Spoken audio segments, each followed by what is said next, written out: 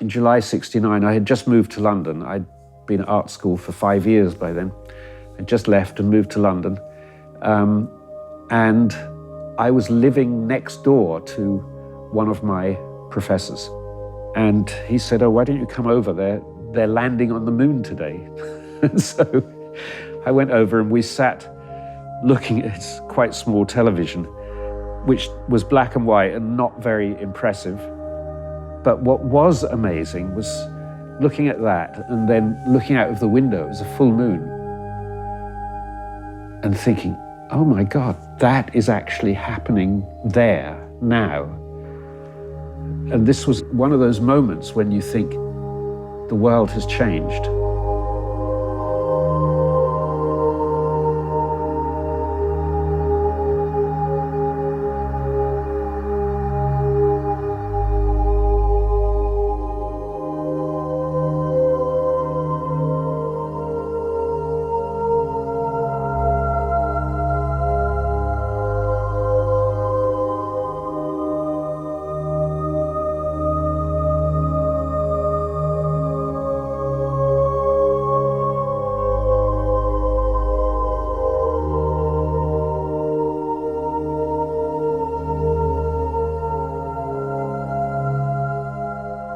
I spend most of my life standing in that room making music.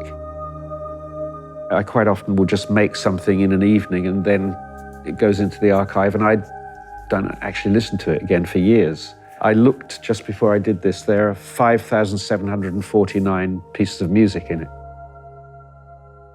Over 30 years ago, a filmmaker, a Texan filmmaker called Al Reinert, discovered that NASA had over 6 million feet of film that they had made during the Apollo missions. So he decided to watch it all. All the commentary in the first version of the film was actually people recorded at the time saying things, and it made a really beautiful film. He asked me if I would make the music for that.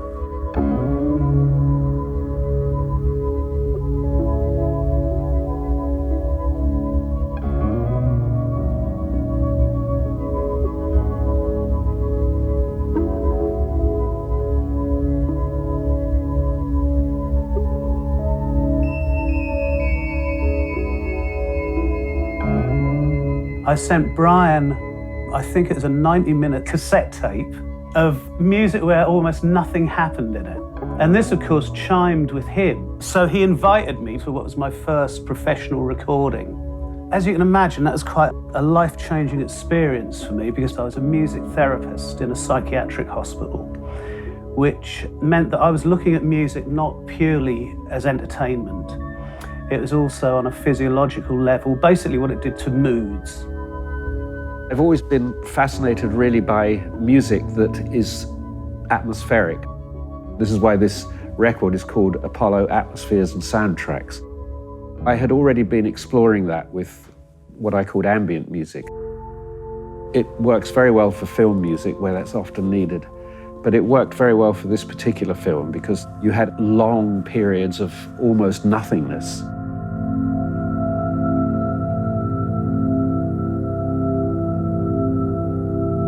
So it was a sort of awesome fact of what was happening, but at the same time it was very still. It's not dramatic really, it's rather a floating feeling.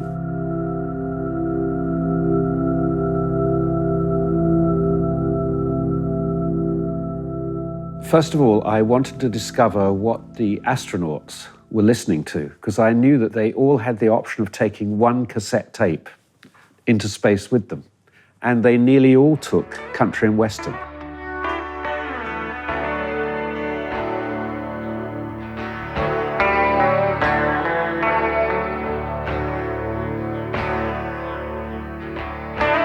Which I thought was very interesting, that going out into space, you would literally take that Star Trek message, space, the new frontier. And so they took frontier music. I thought, how lovely to do space music that's a really expanded psychedelic version of country and western music. One of the most well-known pieces called Deep Blue Day which was subsequently used in Train Spotting, in the famous scene where the guy dives into the toilet. And it worked very, very well with the two friends I was working with, my brother, Roger, and Dan Lanois. Dan is a pedal steel player.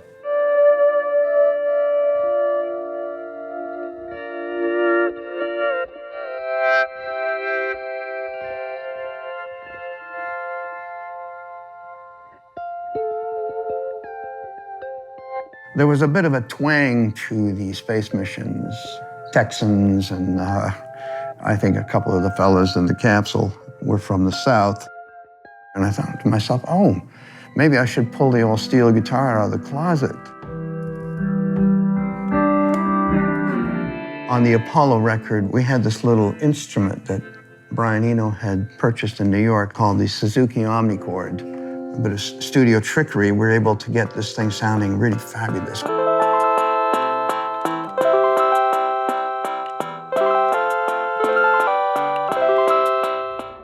We recorded this omnichord, and then we slowed the track down considerably, and that became the foundation.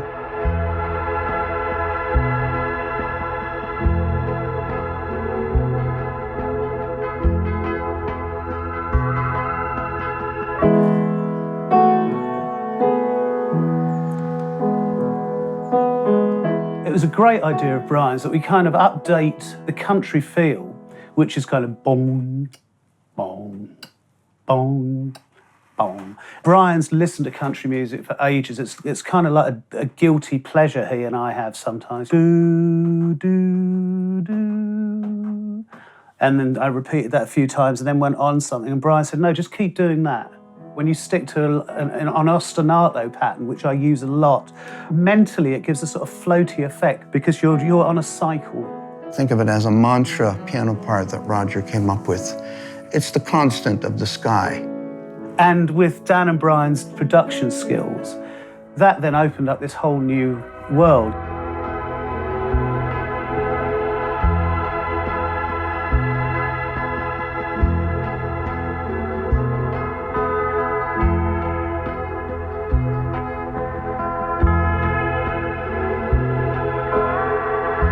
Reverbs on their own are only so interesting. You might think of them as a one dimension, but by introducing a voltage control oscillator, dividing octaves and having repeat echoes, then you start getting into more harmonic collisions.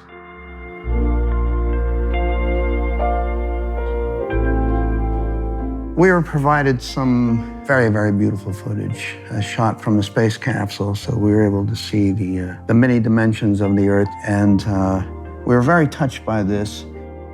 We were all trying to think of what must it actually have been like looking out into vast oceans of nothing and seeing the Earth in the distance, and what a beautiful thing this unique little blue-green planet is. Philosophical thoughts and thoughts about the uniqueness of humanity and of life.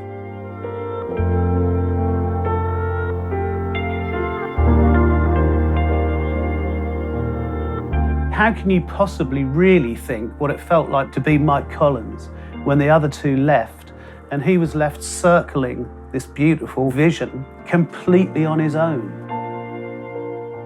So we weren't pretending to be astronauts ourselves. I mean, we didn't dress up and walk around in slow motion. Although, actually thinking about it, we should have done. But it was really looking at the people as, if you like, human characters, and thinking, what are they experiencing? This extraordinary wonder.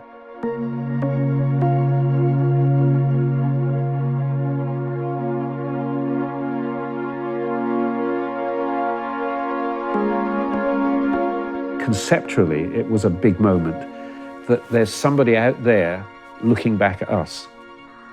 Funnily enough, I became friends with Stuart Brand, and he brought pressure on NASA to release pictures of the Earth from the moon, because he felt that if humans could see the Earth for its beautiful uniqueness, they would start to think differently about it.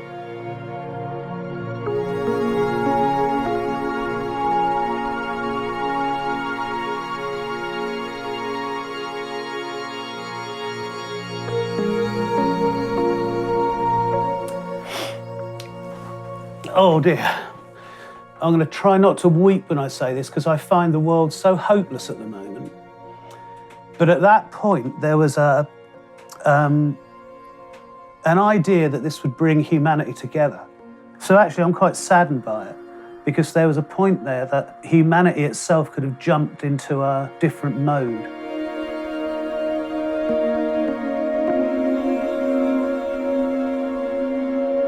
The problems that we face, climate change, flooding, mass migration and so on, we can't solve those nationally. They have to be the result of international agreements and international collaborations. This is when we need the consciousness that gave us the moon missions.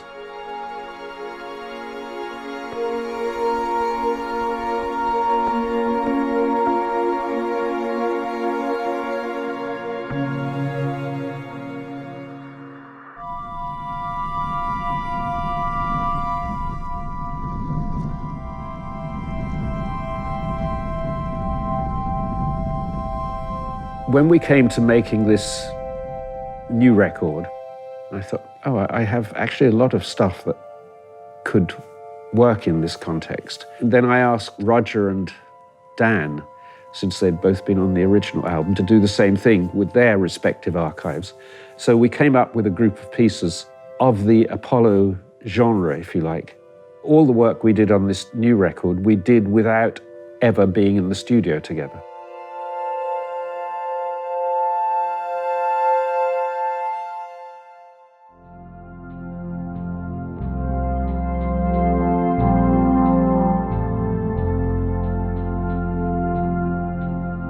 When we first made Apollo, there was a lot of innocence in the air at the time, and I thought, how can I be innocent again so many years later? But the steel guitar reminds me of my innocence because the coming of high technology has very little to do with my skills on the steel guitar.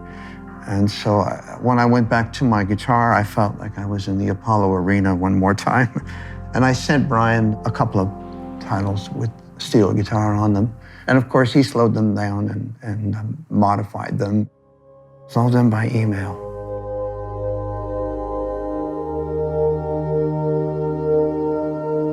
Probably the most well-known piece of music on the original Apollo record was the piece called An Ending Ascent.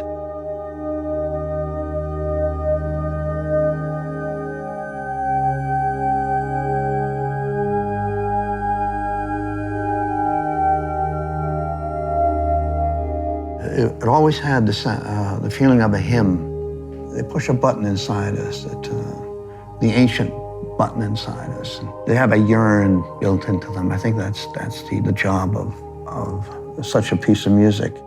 I couldn't really make it work. And then one day I turned the tape upside down and played the whole thing backwards and started working on the reverse. So some of those rather unexpected chord changes happen because they are in fact the reverse of what they originally were. I think it's very interesting how if you make music that doesn't direct people too much as to what to think, it turns out that people have very fertile and creative imaginations. Because you can put this record on and you're no longer where you are, you're in there.